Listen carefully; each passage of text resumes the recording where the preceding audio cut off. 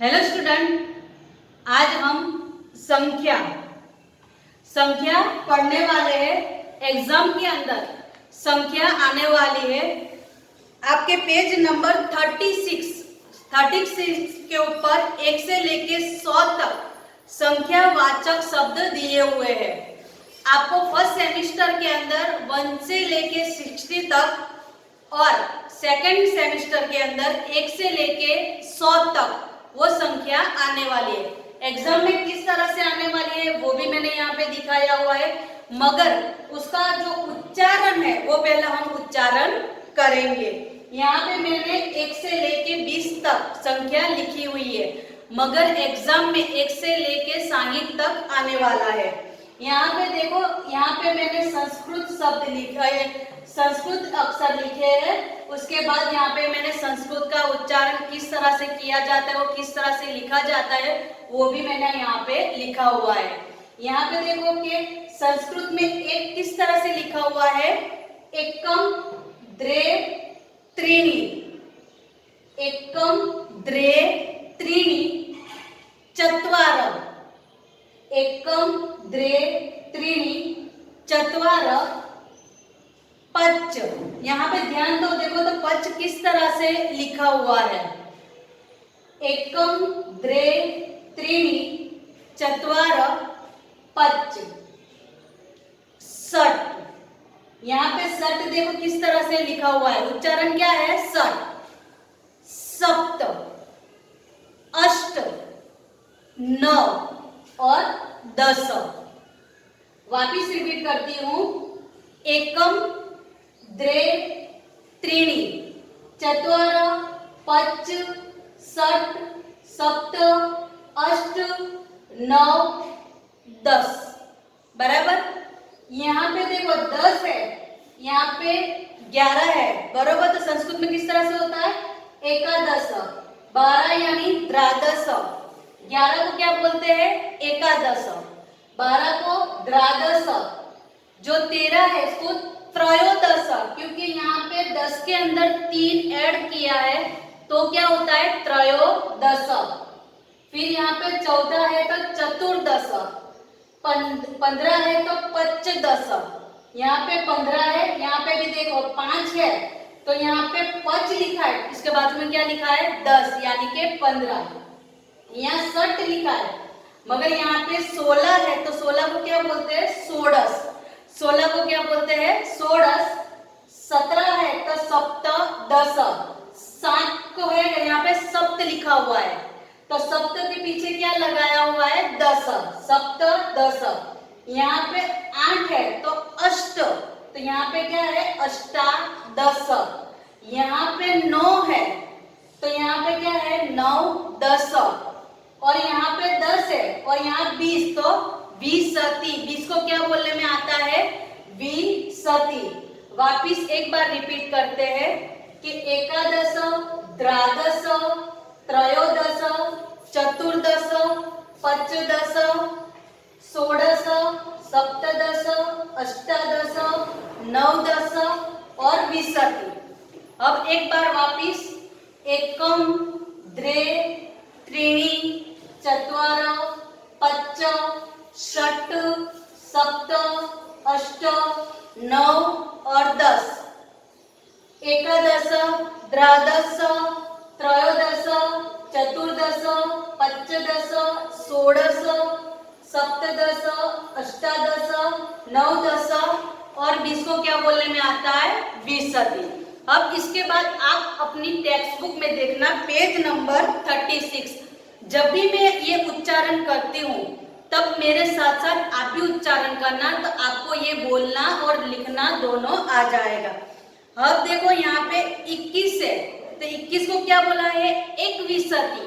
20 थे उसको क्या बोला था, विसति, और 21 को इक्विसति, 22 को द्वाविसति, 23 को त्रयोविसति, 24 को चतुर्विसति, 25 को पंचविसति, 26 को षड्विसति, 27 को सप्तविसति, 28 को अष्टाविसति, 29 को नवविसति और 30 को त्रिशत।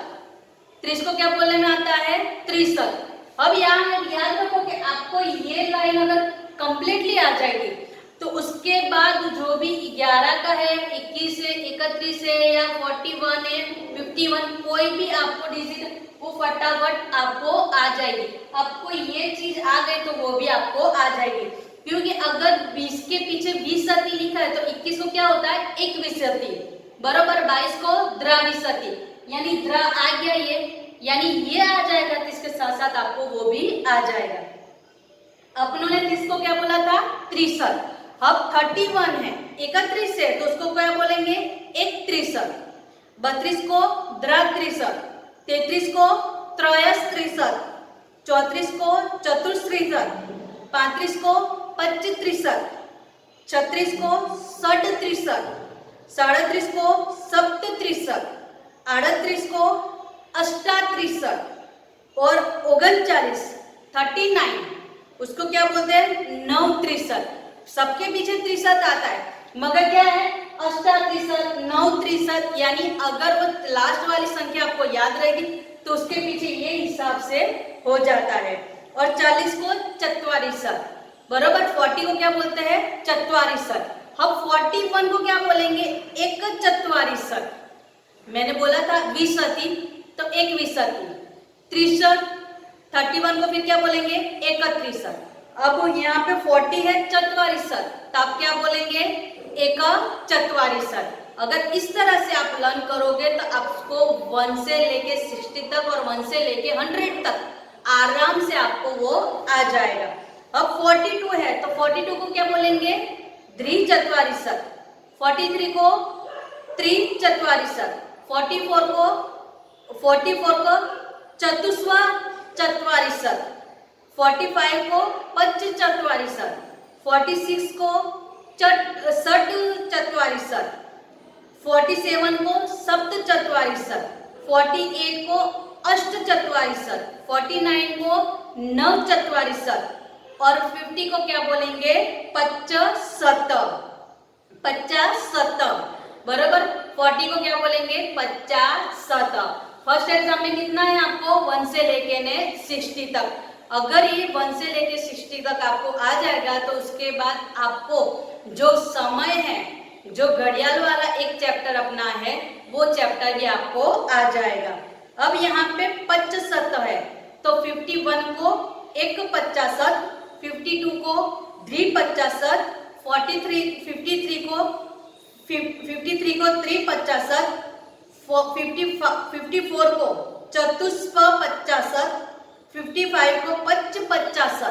याद रखना 56 को षट 50, 57 को सप्त 50, 58 को अष्ट 50, 59 को नव 50 और 60 को षष्ठी बराबर।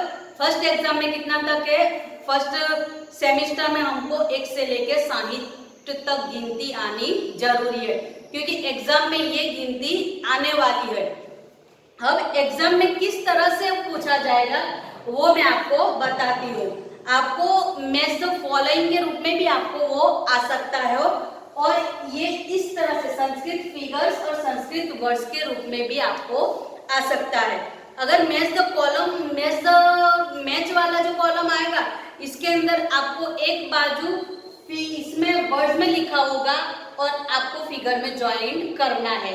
अगर आपको इस तरह से यहाँ पे देखा आप देख सकते हो कि यहाँ पे किस तरह से है कि इंग्लिश में लिखा हुआ है 68, उसको संस्कृत में लिखा है और संस्कृत में क्या लिखा है? अष्टषष्ठी। हमेशा पीछे की जो संख्या है ना वो संख्या हमेशा आगे आती है, अष्टषष्ठी। समझ में आया? ये क्या है कि right the following number in Sanskrit figure and words. ये फिगर और वर्ड्स वाला भी एग्जाम में आ सकता है, कॉलम वाला भी, मैच कॉलम वाला भी आपके एग्जाम में आ सकता है।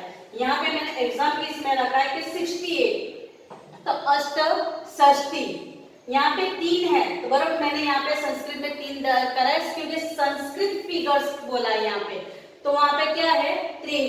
अब 74 है बराबर, तो चतुर, क्योंकि यहाँ से पीछे से हमको ले जाना है, चतुर सप्तति। यहाँ पे 60 है बरोबर। तो यहाँ पे 16 लिखा हुआ है, 20 है तो 20 लिखा हुआ है।